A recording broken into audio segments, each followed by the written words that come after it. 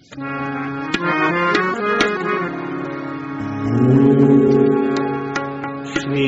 सीताराम सीताराम सीताराम।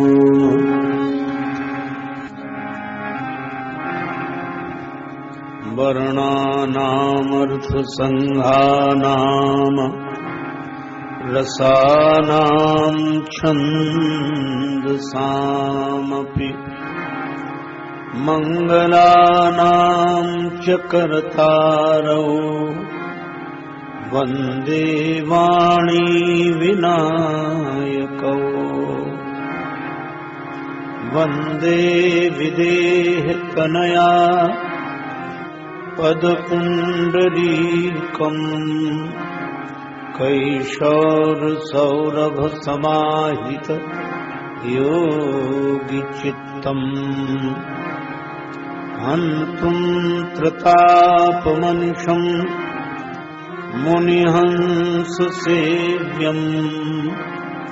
सन्मानसानि परिपीत परागपुण्यम्।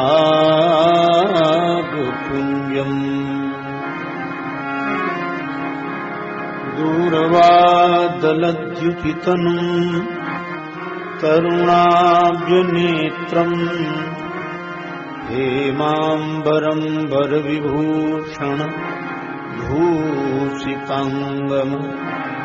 कंदर्पकोटिकमनीय किशोरमूर्तिम् पूर्तिं मनोरथभुवाम भज जानकीशम्। यत्र यत्र रघुनाथ कीर्तनम् तत्र तत्र कृत मस्तकाञ्जलिम्। बाष्पवारि परिपूर्णलोचनम् मारुतिं नमत राक्षसान्तकम्। गंगातरंगरमणीय जटाकलापम् गौरी निरंतर विभूषित वामभागम्। नारायण प्रियमनंग मदापहारम् वाराणसीपुरपतिम् भज विश्वनाथम्। सच्चिदानन्दरूपाय विश्वोत्पत्त्यादिहेतवे तापत्रय विनाशाय श्रीकृष्णाय वयं नमः। श्री गुरुचरण सरोज रज निज मन मुकुर सुधारि। वर्णौ रघुवर विमल यश जोदायक फलचारि। तुलसीदास जी के पद कमल बारंबार मनाए। गुण गावों सिया राम की हनुमत हो जाय। लेत सदा सुधि दीन की सहज दया के धाम। जननी जनक राजेश के प्रभु श्री सीताराम। श्री सीताराम जी महाराज की जय। श्री हनुमान जी महाराज की जय। श्री गौरी शंकर भगवान की जय। श्री राधा कृष्ण भगवान की जय। श्री तुलसीदास जी महाराज की जय। श्री गुरुदेव भगवान की जय। सब संतन की जय, सब भक्तन की जय।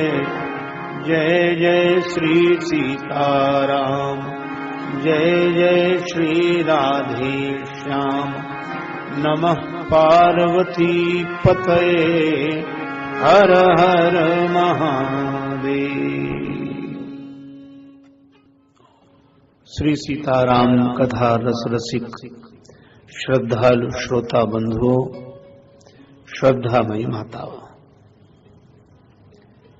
संत महापुरुषों की चरण धूलि से धन्य हुई इस आश्रम के आध्यात्मिक वातावरण की पावन भूमि में भगवान श्री सीताराम जी की मंगलमयी कथा के गायन और श्रवण का अलभ्य लाभ हम लोग श्री हनुमान जी महाराज की मंगलमयी कृपा और प्रेरणा से प्राप्त करें। उसके पूर्व बड़े प्रेम से श्री भगवान नाम संकीर्तन मिलजुल कर मस्ती के साथ बोलें।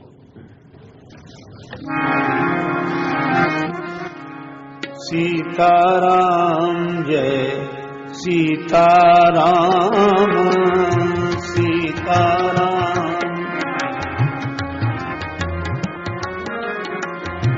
सीताराम जय सीताराम, सीता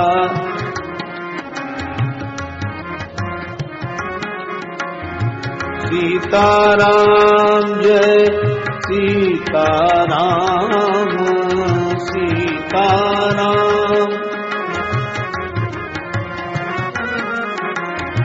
सीताराम जय सीताराम, सीता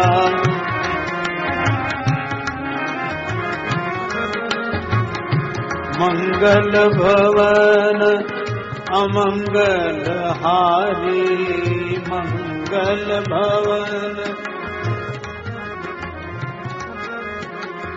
उमा सहित जही जपत पुरारी, उमा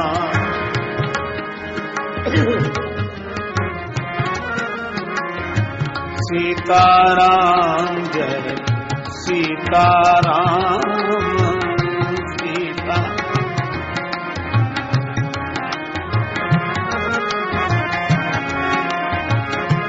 सीताराम जय सीताराम,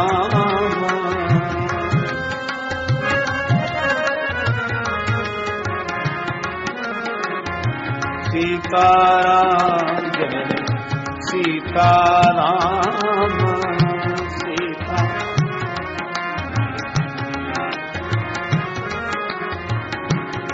सीताराम मनोहर जोगी, सीताराम दशरथ नंदन जनक किशोरी, दशरथ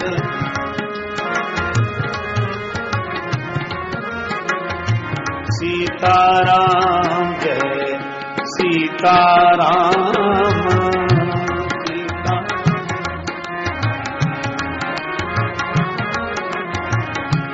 सीताराम जय सीताराम, सीताराम सीताराम जय सीताराम, सीता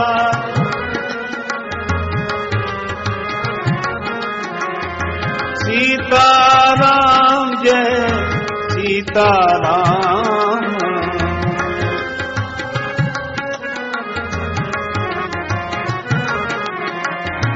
सीताराम जय सीताराम, सीता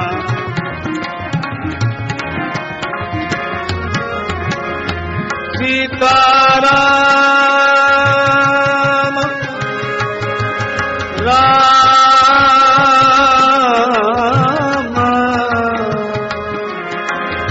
सीताराम जय सीताराम,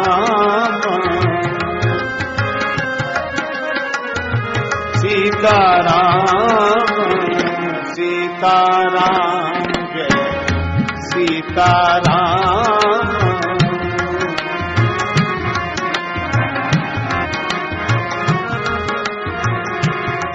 सीताराम जय सीताराम सीताराम जय सीताराम जय सीताराम सीताराम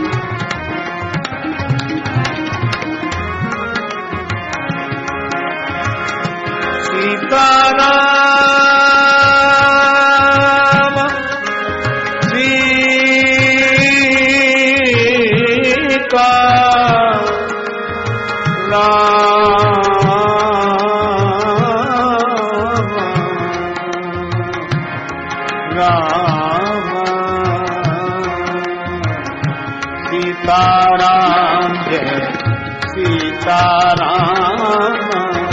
सीताराम जय सीताराम सीताराम जय सीताराम सीताराम जय सीता जय सीताराम।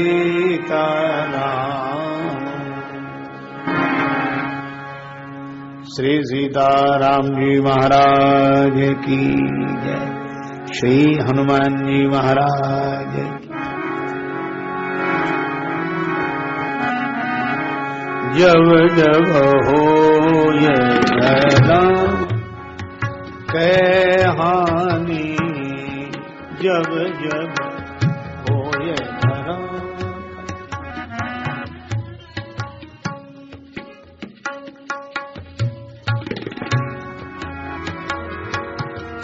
हानि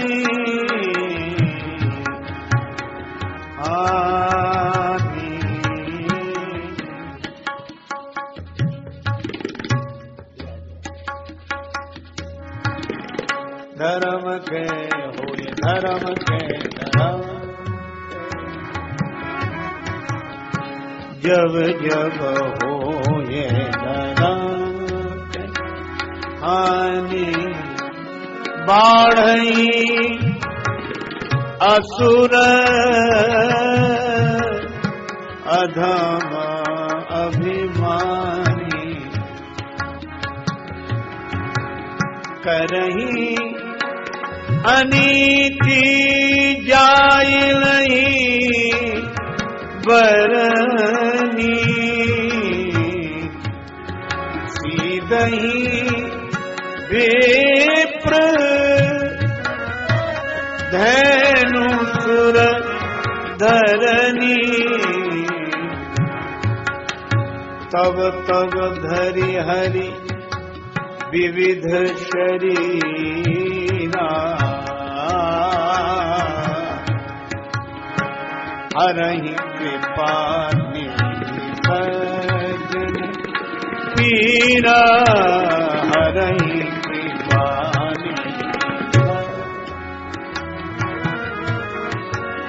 हरहि कृपा हरहि कृपा निधि सज्जन हरहि कृपा सज्जन हरहि कृपा निधि सज्जन पीरा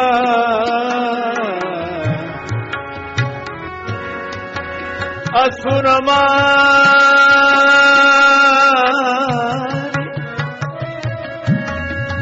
आपहि सुर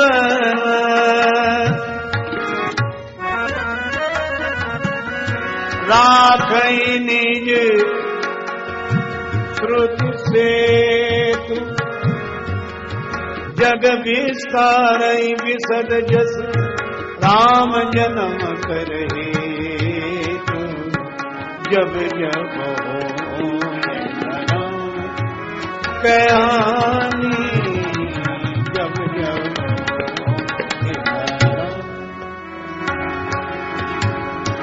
बाढ़ई असुर अधम अभिमान धरा हो ये धरा के हो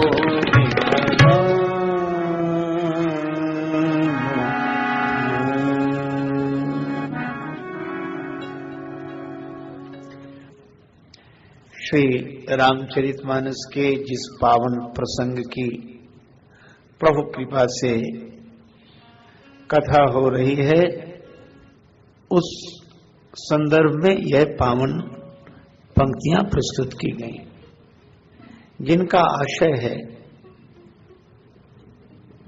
जब जब धर्म का ह्रास होता है, अधर्म का उत्थान होता है,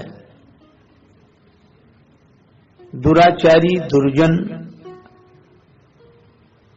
सज्जनों को पीड़ा पहुंचाते हैं, तब तब भगवान किसी न किसी रूप में प्रकट होकर भक्त जनों का दुख दूर करते हैं। वे राक्षसों को मिटाते हैं, देवताओं की स्थापना करते हैं, अर्थात दुर्गुणों को मिटाकर सद्गुणों को जीवन में स्थापित करते हैं। राखें निज श्रुति सेतु, वे अपनी श्रुति सम्मत व्यवस्था को जो जीव के कल्याण के लिए है, उसको फिर से व्यवस्थित करते हैं और उनके इस पावन यश का विस्तार होता है, जिसका गायन करके भक्त जन भव से पार होते हैं। यही भगवान के जन्म का हेतु है, उद्देश्य है। जब जब ऐसा हुआ तब तब भगवान आए, और ऐसा होता ही रहता है। ऐसा नहीं कि वैसा हुआ था, जैसा हुआ था वैसा अब नहीं होगा, लेकिन यह बात तय है कि जैसा हुआ था वैसा अगर अब भी होगा, तो जैसे भगवान तब आए थे वैसे भगवान अब भी आएंगे, क्योंकि नियम है जब जब होए धर्म के हानि संभवामि युगे युगे। भगवान प्रत्येक युग में अवतार लेते हैं, क्योंकि यह चलता ही रहता है क्रम। होता कभी महाभारत, कभी बनती है रामायण। होता कभी महाभारत, कभी बनती है रामायण।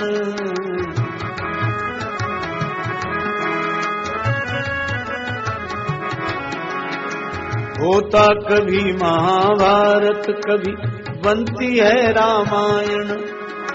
कभी कंस कभी रावण के हित आते हैं नारायण।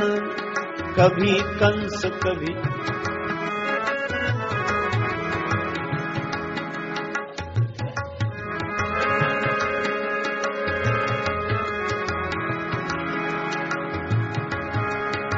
होता कभी महाभारत, कभी बनती है रामायण।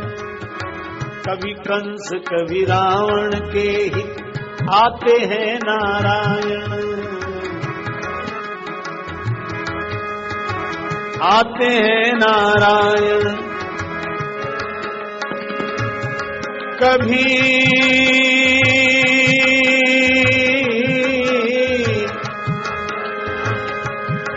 कभी कृष्ण कभी रघुराई। कभी कृष्ण कभी रघुराई।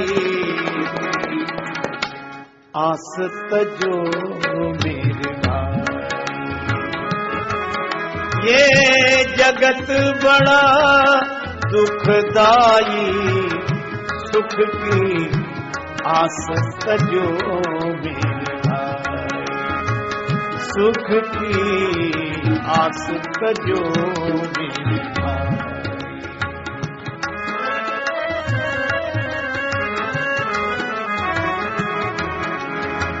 और हमेशा ऐसा होता रहता है और होता रहेगा।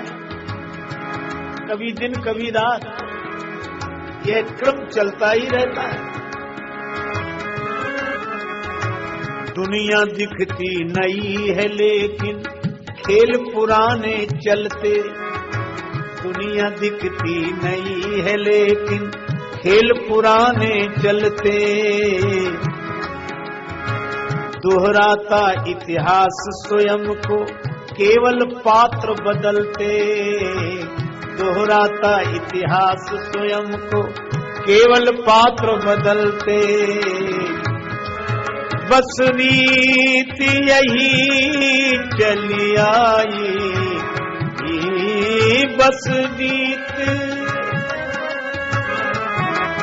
बस रीति यही चली आई,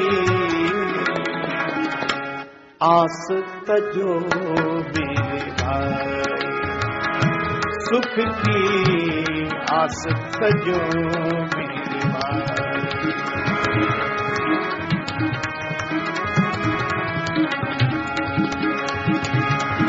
ये जगत बड़ा दुखदाई, ये जगत बड़ा दुखदाई, सुख की आस तजो मेरे भाई, सुख की आस तजो।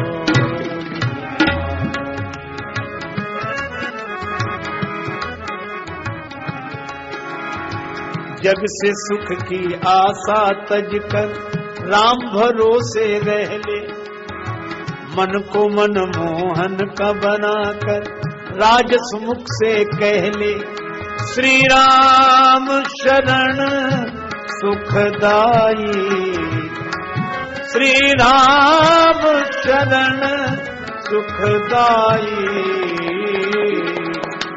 आस तजो मेरे भाई, ये जगत बड़ा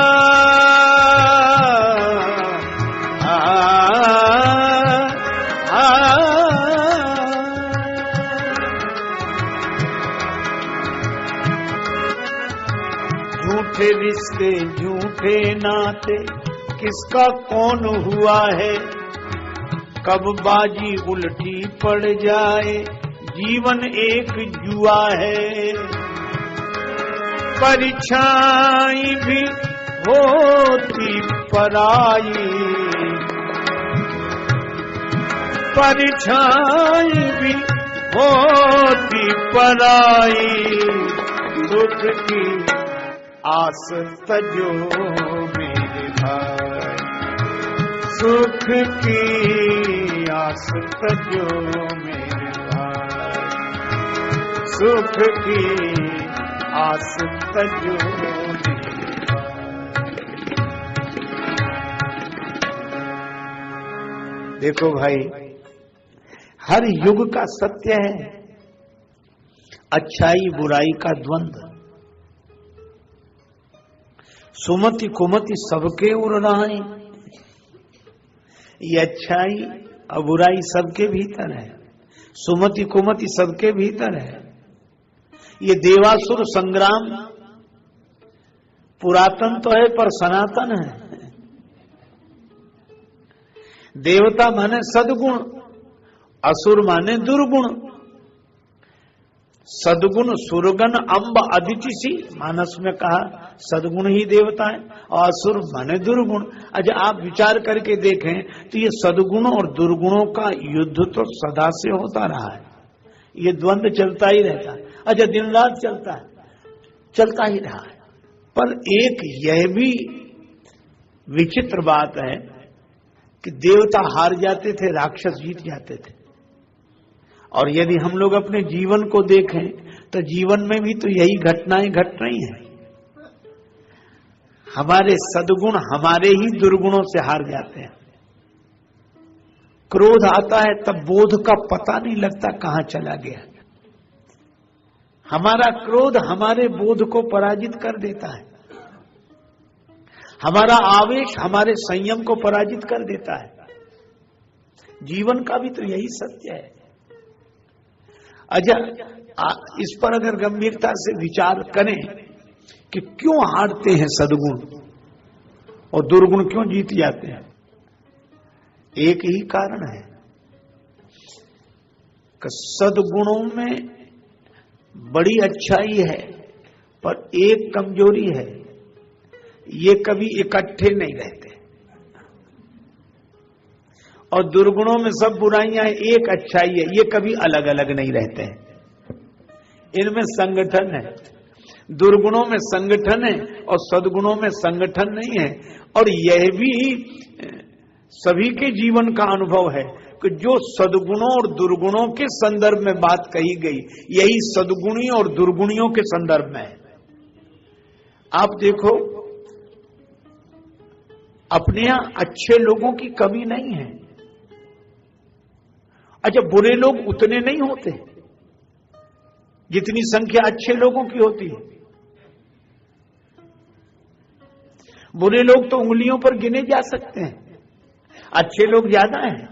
लेकिन क्या कारण है कि थोड़े से बुरे लोग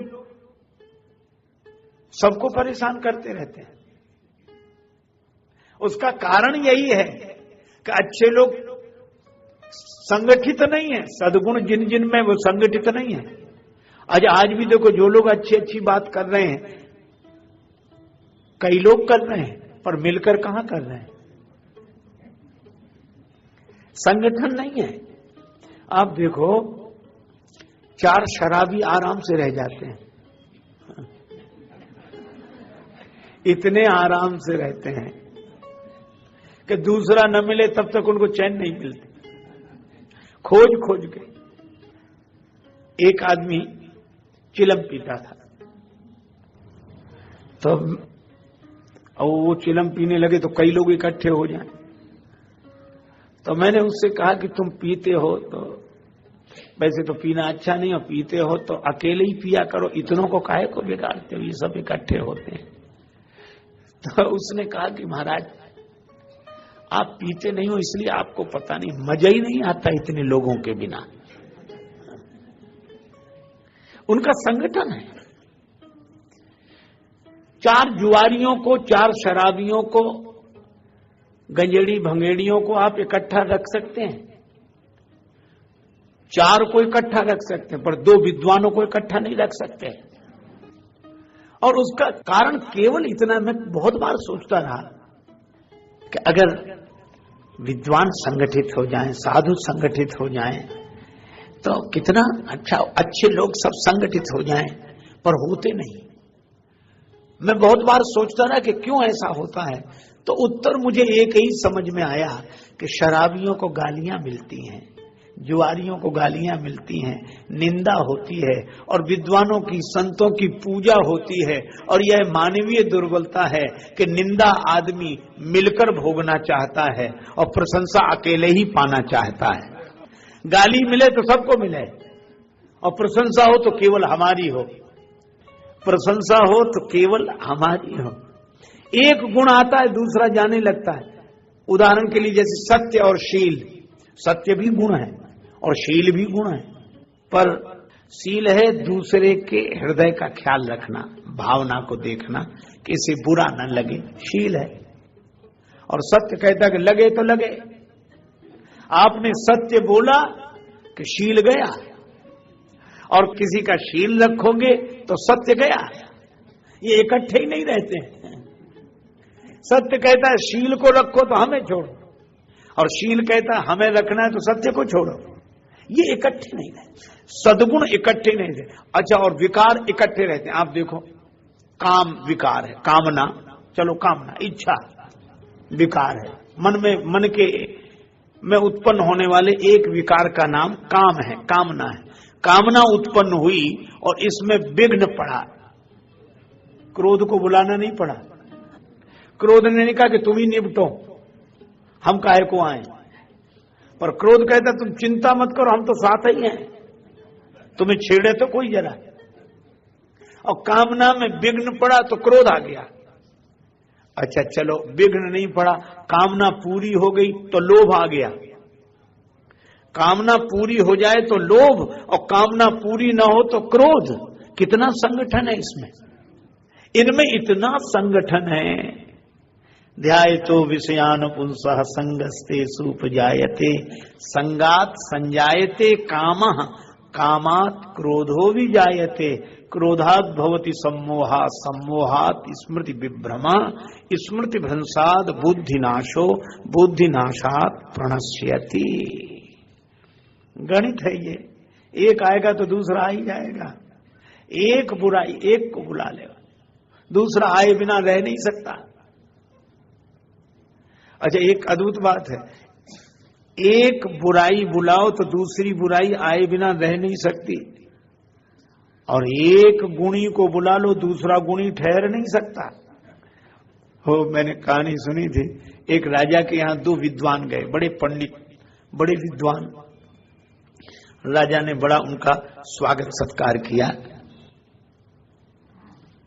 पर राजा भी व्यवहारिक आदमी था, अनुभवी व्यक्ति था। एक विद्वान स्नान के लिए गए, तब उसने दूसरे विद्वान से, पंडित जी से कहा कि महाराज आप तो बड़े योग्य, बड़े विद्वान दिखाई दे रहे हैं और समझ में आ रहा है कि आप बहुत योग्य हैं, ये आपके साथ जो है वह भी आपकी तरह विद्वान होंगे। अरे बोले, कहेगा विद्वान, घोड़ा है वो तो हम उसको साथ लिए घूमते हैं कि एक से दो भले। अब वो आकर बैठा, अब ये गए स्नान करने, तो राजा ने, राजनीतिक आदमी, उनसे भी वही पूछा कि आप तो बड़े योग्य विद्वान प्रतीत हो रहे हैं, ये जो आपके साथ हैं ये भी तो विद्वान होंगे, आपसे थोड़े कम होंगे। अरे बोले, कम? विद्वान का बैल है, पर एक से दो भले, इसलिए साथ रहो। राजा बोला ठीक। अब जब दोनों तैयार हो गए, राजा ने कहा चलिए भोजन के लिए। दोनों बड़ी उत्सुकता से गए भोजन के लिए। राजा ने एक के सामने भूसा रख दिया, दूसरे के सामने घास, शुरू करो। तो दोनों बोले कि हम लोगों का अपमान ये क्या? राजा बोला क्षमा करें, परिचय तो आपसे ही मिला है। ये कह रहे थे कि वो घोड़ा है और ये कह रहे थे कि वो बैल है, तो बैल के सामने भूसा, घोड़े के सामने घास, शुरू करो। और ये कहानी संकेत क्या करती है कि अगर प्रतिभावान लोग एक दूसरे की निंदा में पड़े रहेंगे, अच्छे लोग अगर एक दूसरे के विरोध में पड़े रहेंगे, तो समाज से आप क्या आशा करते हैं? भूसा और घास ही मिलेगा और कुछ नहीं मिलने वाला है। राजा ने कहा कि पहले संगठित तो हो जाओ। और एक अद्भुत बात है, राम जी और रावण का झगड़ा बाद में हुआ, राम जी और परशुराम जी का झगड़ा पहले हो गया। अच्छा, दोनों भगवान, राम जी भी भगवान और परशुराम जी भी भगवान, दोनों अवतार। अच्छा, एक और अद्भुत बात है, दोनों को तुलसीदास जी ने उपमा भी एक ही दी। रघुवर बाल पतंग, पतंग कहते सूर्य को, और परशुराम जी आए तो आयो भृगुकुल कमल पतंगा। दोनों सूर्य और दोनों अवतार, दोनों भगवान और दोनों का विरोध। इसका अर्थ क्या है? इसका अर्थ यह है कि बुरे लोग ही समाज के लिए समस्या नहीं है, अच्छे लोग भी समाज के लिए समस्या बन जाते हैं। कब? जब एक अच्छा आदमी दूसरे अच्छे को सहन नहीं कर पाता है, तब। प्रकाश देने वाले दोनों ही हैं। सूर्य, दो सूर्य आ गए, राम जी भी सूर्य, परशुराम जी भी सूर्य, पर झगड़ा किस बात का हुआ? परशुराम जी ने कहा या तो हमसे युद्ध करो या राम कहलाना छोड़ दो। करी परतोष मोर संग्रामा, ना ही तो छाड़ कहाऊ रामा।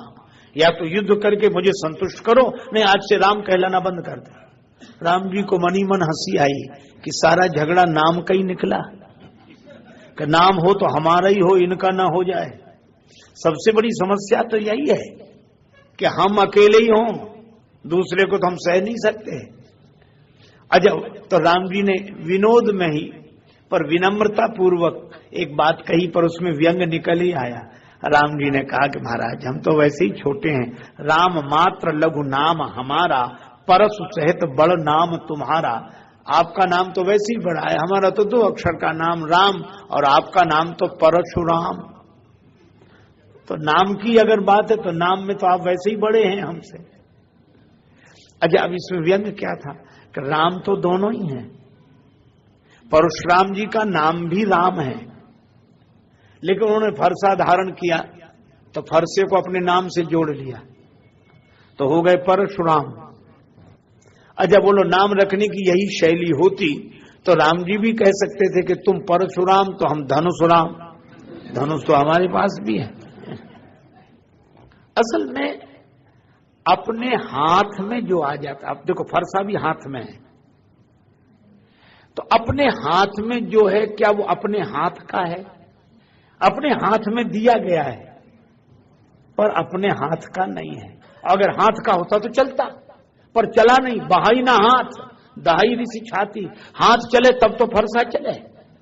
तो जो हाथ में आ गया है उसको अपने नाम से काहे को जोड़ते? फिर इस हाथ में अच्छा, हाथ में जब आएगा कोई भी पदार्थ तो तभी आएगा जब कोई दे। तो जब भगवान ने दिया है तब तो हाथ में आया। अच्छा, अद्भुत बात है, भगवान ने दिया तब हाथ में आया, तो जिसने दिया उसका नाम तो भूल गए और जिसके हाथ में आया उसने अपने नाम से जोड़ लिया उसे। और यही बात होती है। तो आपके हाथ में जो आए उसे अपने नाम से न जोड़ें, आपके हाथ में जो आए उसे भगवान के नाम से जोड़ें कि हाथ में मेरे है पर भगवान ने दिया है, भगवान का है, मेरा उसमें क्या है। अच्छा, वैसे भी देखो श्वास, इससे ज्यादा तो कोई अपने नजदीक नहीं होगा। और श्वास तो हमसे इतना अभिन्न है कि हम हैं तो श्वास, श्वास है तो हम हैं। लेकिन ये आपकी श्वास आपके लिए है पर आपकी नहीं है, भगवान ने दी है। और भगवान ने एक काम तो इतना किया कि आदमी कहीं इतना न सोचने लगे कि सब मेरा सब मेरा, तो सोचे श्वास भी मेरी। हालांकि कहता यही है, मैं जब तक मेरी श्वास चल रही है, जब तक मेरी श्वास चल रही है तब तक मेरी श्वास। अच्छा, आप सोचो अगर श्वास अपनी होती तो जब मन होता तब लेते, जब मन होता तब नहीं लेते। कहते आज तो इतवार है, छुट्टी का दिन, नहीं ले रहे हैं। पर ऐसा कोई कर सकता कि श्वास ना ले? वो लेनी ही पड़ेगी। आप सोचो, नहीं तो कोई कहता भी कि श्वास क्यों नहीं ले रहे हो? हमारी श्वास हम ले या न ले, तुम्हें क्या परेशानी। पर भाई इसी तरह जब हमारे जीवन में जो कुछ भी विशेषताएं आए, यह सोच लें कि भगवान की दी हुई हैं, भगवान की हैं, तो मन अभिमान से नहीं भरेगा। और मुझे लगता है कि अच्छे अच्छे लोग, प्रतिभावान लोग, ज्ञानी लोग, गुणी लोग, समाज को कुछ देने वाले लोग अगर भगवान से जुड़ जाएं तो फिर बुरे लोग इन्हें नहीं मिटा सकते, फिर बुराई अच्छाई को नहीं मिटा सकती। और यही कारण है, अभिमान ही विष है और भगवान अमृत है। और ये कथा बड़ी सुंदर है कि देवासुर संग्राम में भी जब देवता हारते थे राक्षसों से। अच्छा, एक और अद्भुत बात, रावण चलता गदा लेकर, आपन चले गदा कर लीने। रावण का जब राज्य हुआ, चारों तरफ अधर्म ही अधर्म, जब जब होए धर्म कह हानि। रावण ने अपने प्रजाजनों से कहा कि तुम धरती के देवता मिटाओ, ब्राह्मण, धरती के देवताओं को तुम मिटाओ और स्वर्ग के देवताओं को मैं देखता हूं। यहां के तुम मिटाओ, वहां के हम देखेंगे। ये भी तो सब ही आज्ञा दीनी, आपन चले गदा कर लीनी। और जहां जाए तो देवता भाग गए, रावण अकेला और देवता इतने, पर भाग गए। इसका अर्थ क्या है कि कितने भी गुण आपके जीवन में हों, पर इन सब को मिटाने के लिए एक बुराई काफी है। अच्छा, देवताओं से किसी ने पूछा कि तुम तो अमर हो, तुम्हें किस बात का डर है, क्यों भाग रहे हो? जब तुम अमर हो तो रावण तुम्हें मार नहीं सकता। रावण क्या कोई भी नहीं मार सकता, फिर भाग क्यों रहे हो? देवताओं ने कहा इसीलिए तो भाग रहे हैं कि हम अमर हैं। मरने वाले होते तो ज्यादा ये सोचते कि ज्यादा से ज्यादा मरेंगे और क्या होगा, लेकिन हम मर सकते नहीं, पता नहीं कब तक पिटेंगे, इसलिए भाग रहे हैं। तो हमारी पौराणिक जो कथाएं हैं वे भी बड़ी सांकेतिक हैं। समुद्र मंथन हुआ और समुद्र मंथन करके अमृत निकाला गया, अमृत देवताओं को पिलाया गया, तब देवताओं ने राक्षसों पर विजय पाई। ये कथा है। पर बहुत बढ़िया सागर का मंथन किया, संसार सागर का मंथन किया, अमृत निकाला और अमृत देवताओं को दिया। तो तुलसीदास जी महाराज से पूछा कि अमृत क्या है? श्री तुलसीदास जी ने कहा प्रेम अमी है, प्रेम ही अमृत है। और देवताओं को ये अमृत पिलाया गया तो इन्होंने राक्षसों पर विजय प्राप्त कर ली। और अमृत है प्रेम। देवता माने जिनमें सद्गुण हैं ऐसे लोग। तो आज जितने प्रतिभावान अच्छे सद्गुणी लोग हैं, अगर भगवान की कृपा से ये प्रेम का अमृत पी लें तो समाज में बुराई पर आज भी विजय प्राप्त की जा सकती है, विजय पाई जा सकती है। प्रेम हो जाए, प्रेम का अमृत पी लें, फिर इन्हें कोई नहीं मिटा सकता। अच्छा, सबको प्रेम का उपदेश देते, आपस में प्रेम नहीं, तो पीना तो खुद पड़ेगा। और वही हुआ, रावण ने इतना अत्याचार किया, इतना अत्याचार।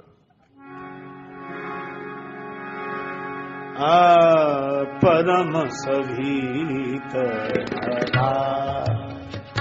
अपुलानी सभीत परम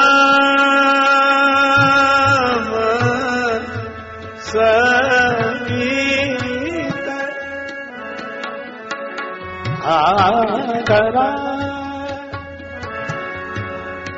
धरा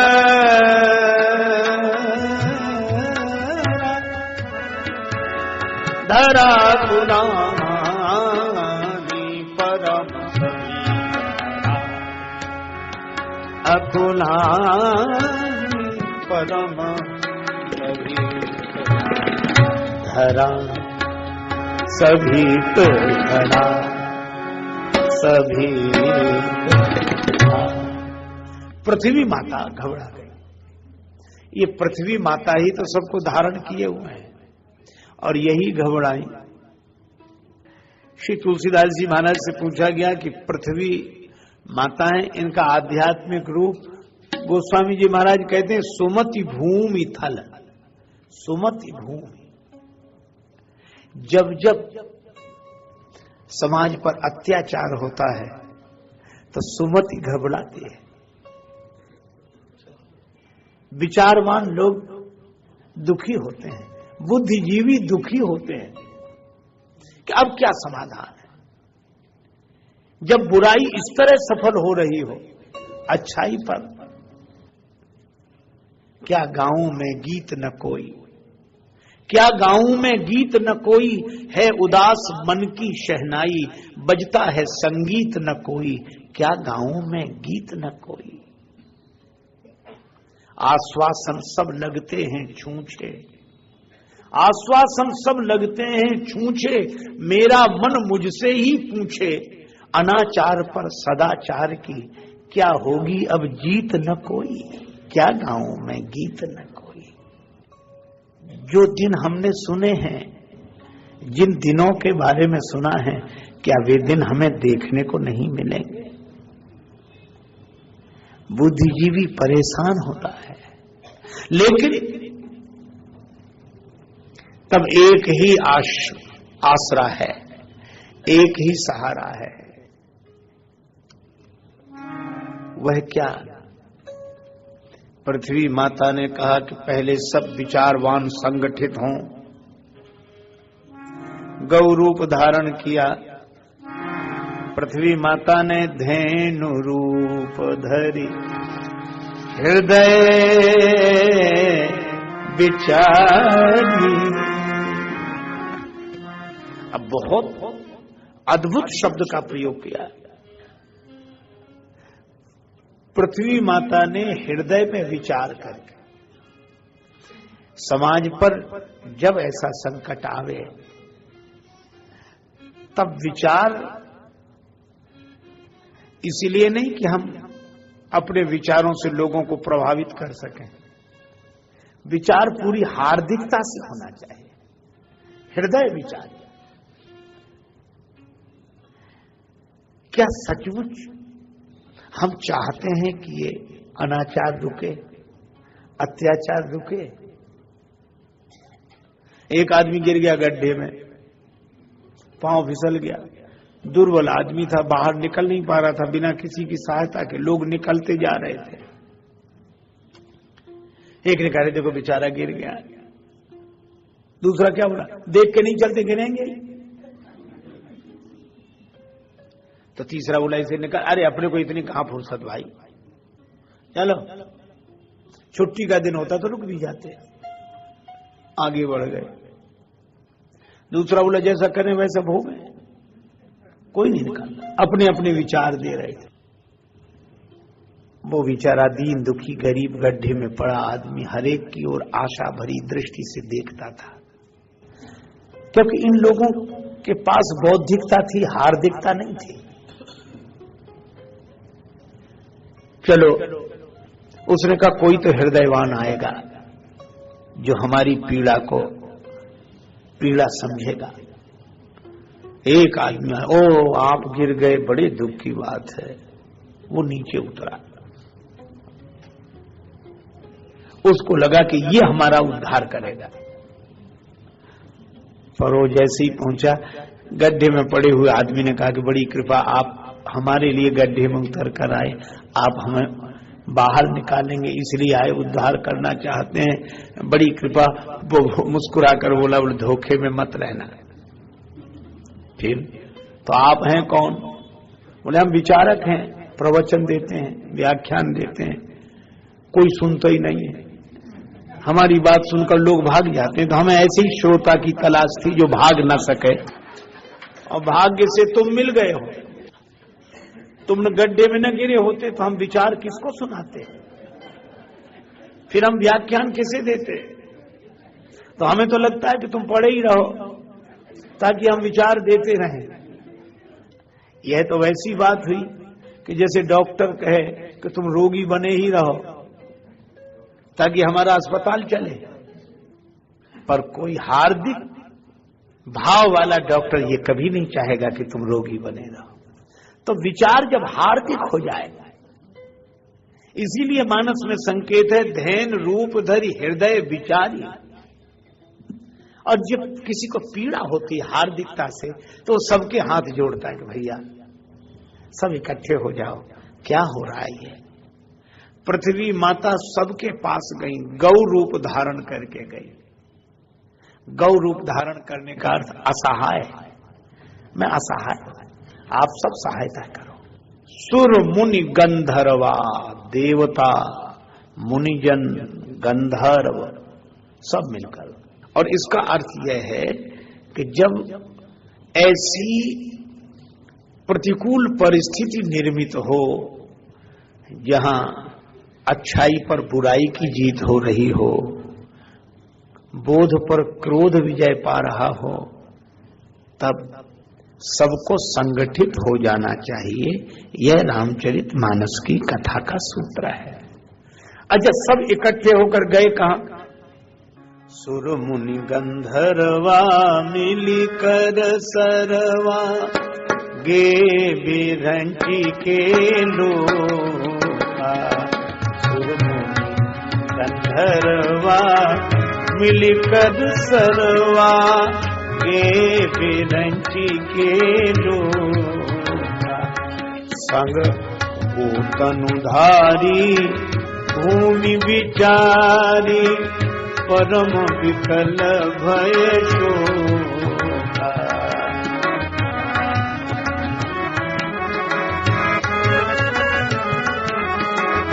परम विकल भय शोका।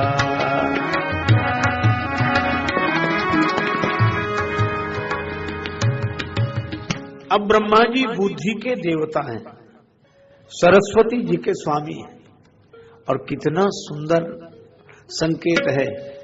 ऐसी स्थिति में जब अधर्म बढ़ जाए तो सबको मिलजुल कर संगठित होकर जो अपने से वरिष्ठ बुद्धिजीवी हैं उनके पास जाना चाहिए कि आप कोई निदान बताओ। वृद्धों के पास जाओ, जिनके पास अनुभव है उनके पास जाओ। अच्छा, ब्रह्मा जी के पास गए तो ब्रह्मा जी ने यह नहीं कहा कि आना पड़ा यहां, हमारे अलावा कोई समाधान दे नहीं सकता। पर ब्रह्मा जी ने कितना सुंदर संकेत किया। ब्रह्मा जी ने कहा कि देखो, बुद्धि की बड़ी महिमा है, पर बुद्धि भी असीम नहीं है, ससीम है। शरीर में सिर सबसे ऊपर है, शरीर की दृष्टि से सिर सबसे ऊपर है, पर संसार की दृष्टि से सिर सबसे ऊपर नहीं है। तो सिर सबसे ऊपर है इसको तो माने, पर सिर के ऊपर भी कोई है, अब उसे याद करें, वही एक समाधान है और कोई समाधान नहीं। और सिर पर कौन? सिर पर सीताराम, फिकर फिर क्या करना। सिर पर सीताराम, फिकर फिर क्या करना, क्या करना, फिकर फिर क्या करना। सिर पर सीताराम, फिकर फिर क्या करना।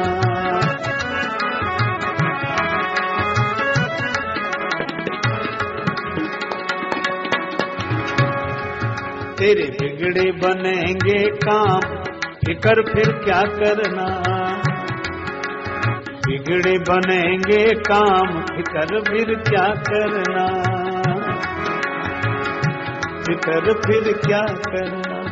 पितु रघुवर श्री जानकी मैया, पितु रघुवर श्री जानकी मैया, फिर क्यों परेशान हो भैया, फिर क्यों परेशान हो भैया।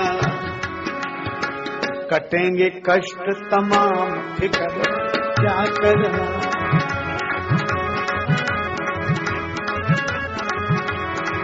सिर पर सीताराम, फिकर फिर क्या करना। सिर पर सीता, फिकर फिर क्या करना।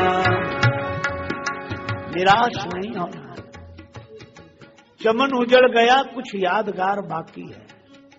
चमन उजड़ गया, कुछ यादगार बाकी है। कहीं कहीं पे निशाने बहार बाकी है। कैसे कह दूं कि सहारे तमाम टूट गए, अभी तो रिश्ते परवरदिगार बाकी है।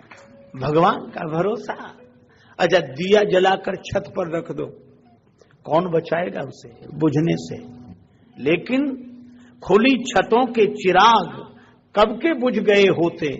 कोई तो है जो हवाओं के हाथ थामे हैं। हवा हमारे हाथ में नहीं है, लेकिन हवा किसी के हाथ में तो है। जीवन का मैंने सौंप दिया सब भार तुम्हारे हाथ में। हम में तुम में बस भेद यही, हम नर हैं तुम नारायण हो।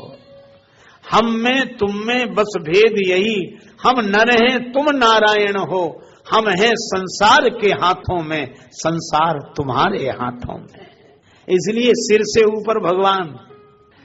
और जब अकल काम न करे, बुद्धि हार जाए। अच्छा देखो, हारा हुआ गिर जाता है। अखाड़े में खड़ा हुआ आदमी जब हारता तो नीचे गिर जाता है। तो मुझे तो लगता है कि ये सिर जब जब हार जाए तो इसे हरि के चरणों में गिरा देना चाहिए।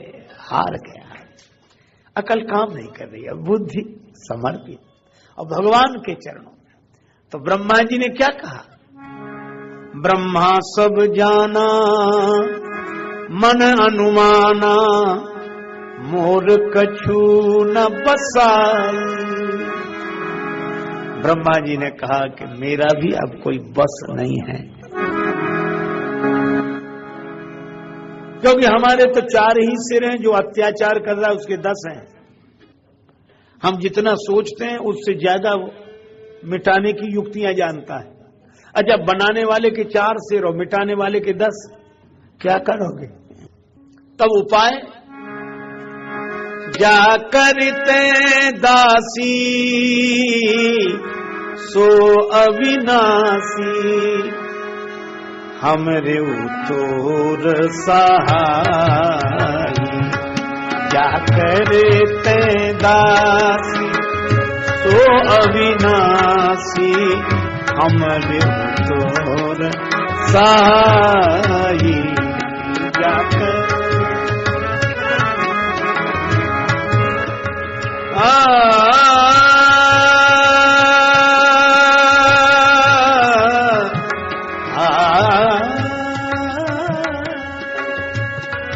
क्या करे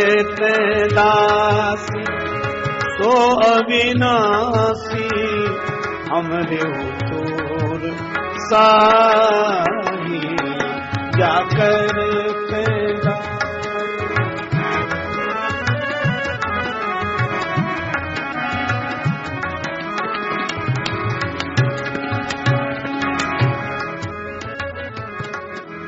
धरनि धरहि मन धीर, कह बिरंची हरिपद सुमिर, जानत जन की पीर, प्रभु भंजई दारुण विपत्ति, जाकर दास सो अविनाशी, हमरे तोर साही जाकर दास।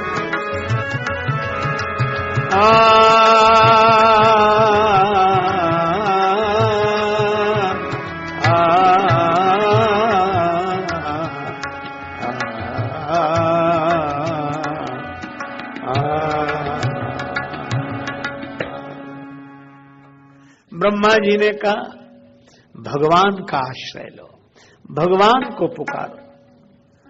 और यह एक साधनात्मक सूत्र भी मिल गया।